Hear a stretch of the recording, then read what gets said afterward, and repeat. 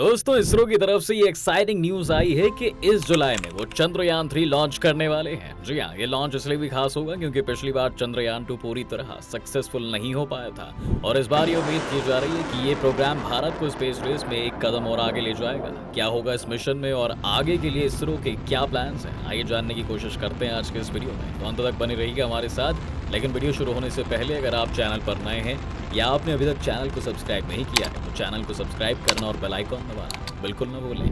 दोस्तों, चंद्रयान 3 पर बात करने से पहले हमें चंद्रयान प्रोग्राम के बारे में जानना बहुत ज़रूरी है क्योंकि इसी हिस्ट्री से हम चंद्रयान 3 के गोल्स को ट्रेस कर सकते हैं। देखिए, अगर हम पहले चंद्रयान की बात करें तो प्रधानमंत्री अटल बिहारी वाजपेयी जी ने 15 अगस्त 2003 में लाल किले से इसे अनाउंस किया था। पहले चंद्रयान पर काम 1999 में ही शुरू हो गया था और इसके बाद इसरो ने national lunar mission task force का गठन किया, जिसका काम ये देखना था कि क्या भारत के पास चांद पर लैंड करने की टेक्निकल कैपेबिलिटीज हैं। जब इस टास्क फोर्स की रिपोर्ट पॉजिटिव आई तब अप्रैल 2003 में 100 से ज्यादा इंडियन साइंटिस्ट को इस प्रोजेक्ट पर काम करने के लिए कहा गया। ये scientist planetary and space sciences, earth sciences, physics, chemistry, astronomy, astrophysics, engineering और कम्युनिकेशन साइंसेज जैसी अलग अलग फील्ड से आते थे, जिन्होंने इस टास्क फोर्स के रिकमेंडेशंस को अप्रूव किया और 6 महीने बाद उन्हें सरकार की तरफ से भी हरी झंडी मिल गई। चंद्रयान 1 को इसके बाद 22 अक्टूबर 2008 के दिन एक PSLV एक्सेल रॉकेट की मदद से लॉन्च किया गया और इसमें एक ऑर्बिटर के एक साथ साथ एक प्रॉप भी शामिल था।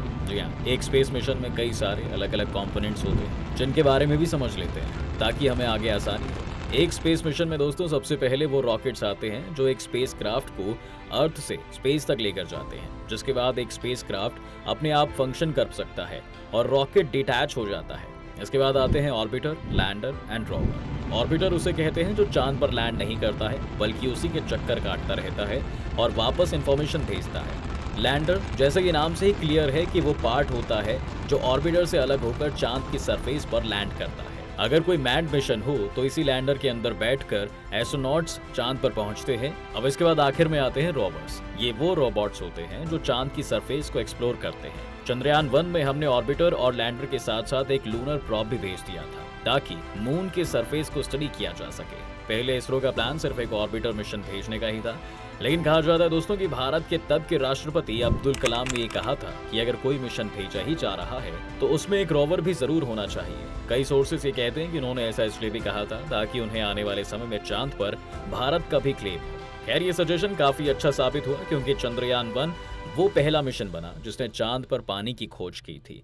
इसके अलावा चंद्रयान 1 ने मून की मैपिंग से लेकर वहां की एटमॉस्फेरिक प्रोफाइलिंग जैसे कई इंपॉर्टेंट टास्क एग्जीक्यूट किए। इसके बाद चंद्रयान 2 की बारी आई और इसमें भी एक ऑर्बिटर, एक लैंडर और एक रोवर भेजा गया और ये सभी कुछ भारत में ही बना था। इस प्रोजेक्ट की नींव चंद्रयान 1 के लॉन्च होने से पहले ही डाल दी गई थी, जब इसरो और रशियन स्पेस एजेंसी रोस्कोमोस ने चंद्रयान 2 पर साथ में काम करने के लिए अग्रीमेंट साइन किया। इसके बाद 2008 में मनमोहन सिंह सरकार ने इसे अप्रूव कर दिया था और स्पेस क्राफ्ट का डिजाइन भी अगस्त 2009 तक पूरा हो चुका था।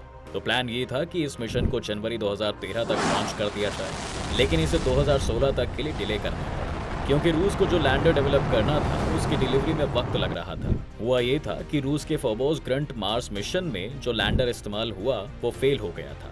इसी तरह का लैंडर वो भारत को ही देना चाहते थे, जो इस क्रैश के बाद नहीं हो पाया क्योंकि इसकी पूरी तरह से जांच होनी बाकी थी। इसके बाद रूस का कहना था कि शायद 2015 तक भी वो ये लैंडर डिलीवर ना कर पाए, तो फिर इसरो ने खुद ही एक लैंडर डेवलप करने का रास्ता चुना। अब फाइनली काफी डिलेज के बाद 6 सितंबर 2019 के दिन चंद्रयान 2 हुआ, लेकिन यहाँ एक प्रॉब्लम आ गई। मून तक पहुंचने तक सब सही था और ऑर्बिटर भी अपनी ऑर्बिट में घूम रहा था, लेकिन जब लैंडर को नीचे भेजा गया तो एक सॉफ्टवेयर ग्लिच के कारण इसरो का कम्युनिकेशन उससे टूट गया और लैंडर क्रैश कर गया। फिलहाल इस समय जो चंद्रयान 3 लॉन्च होने जा रहा है वो एक तरह से इसी मिशन को पूरा करने के लिए है। इसरो का कहना है कि उन्होंने चंद्रयान 2 के फेलियर से काफी सीख ली है और चंद्रयान 3 को लेकर वो काफी कॉन्फिडेंट है क्योंकि चंद्रयान 2 का ऑर्बिटर मिशन तो सक्सेसफुल रहा था, इसलिए इस बार चंद्रयान 3 में सिर्फ एक लैंडर और एक रोवर भेजा जाएगा। चंद्रयान 3 का एक ऑब्जेक्टिव इसरो की लैंडिंग कैपेबिलिटीज को दर्शाना भी है क्योंकि इसके तुरंत बाद lunar polar exploration mission launch किया जाना है, जो कि भारत और जापान के बीच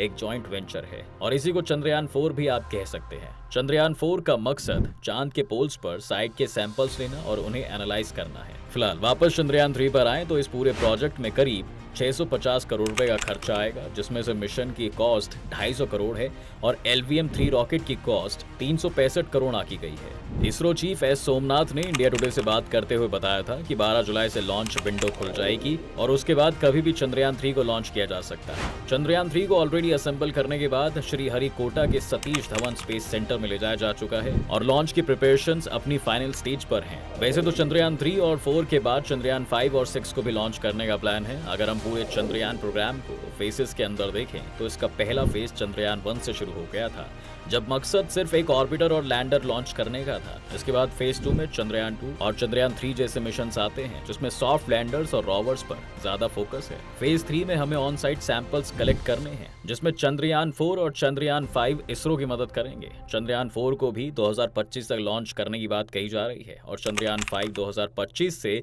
2030 के बीच में लॉन्च होगा। चंद्रयान 5 में इसरो का प्लान करीब 1 से 1.5 मीटर तक मून की सरफेस पर ड्रिलिंग करने का है। इसके साथ साथ चंद्रयान 5 के साथ जो रोवर जाएगा उसे चांद की विजिबल साइड पर एक वॉल्केनिकली और टेक्टोनिकली एक्टिव साइट पर एक्सपेरिमेंटेशन के लिए रखा जाएगा। इसका आखिरी फेज यानी फेज 4 वो है जिसमें चंद्रयान 6 जैसे मिशंस होंगे, जो कि मून के सैंपल्स को वापस धरती पर भी भेजेगा।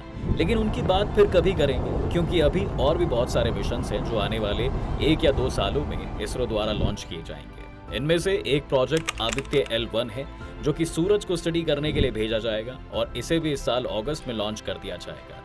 आदित्य L1 को धरती और सूरज के बीच के एक ऐसे पॉइंट पर रखा जाएगा जहां से न सिर्फ वो सूरज के एटमॉस्फेयर को स्टडी कर पाएगा, बल्कि सूरज से आने वाले सोलर मैग्नेटिक स्टॉर्म्स का अर्थ के एटमॉस्फेयर पर क्या इम्पैक्ट पड़ता है उसे भी क्राफ्ट स्टडी कर पाएगा। इसकी प्लानिंग भी इसरो ने 2008 से शुरू कर दी थी और फाइनली 2023 पे हम इसे लॉन्च होता हुआ जरूर देखेंगे। इसके बाद एक एक्साइटिंग प्रोजेक्ट गगनयान भी है।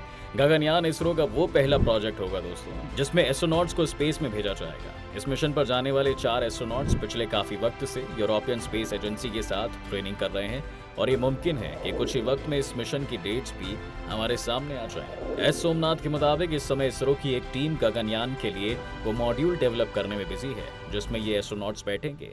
उन्होंने इंडिया टुडे से बात करते हुए ये भी बताया है कि इसरो को कम से कम 4 मिशंस की जरूरत है ताकि वो श्योर हो सके कि क्रू एस्केप सिस्टम अच्छे से काम कर रहा है।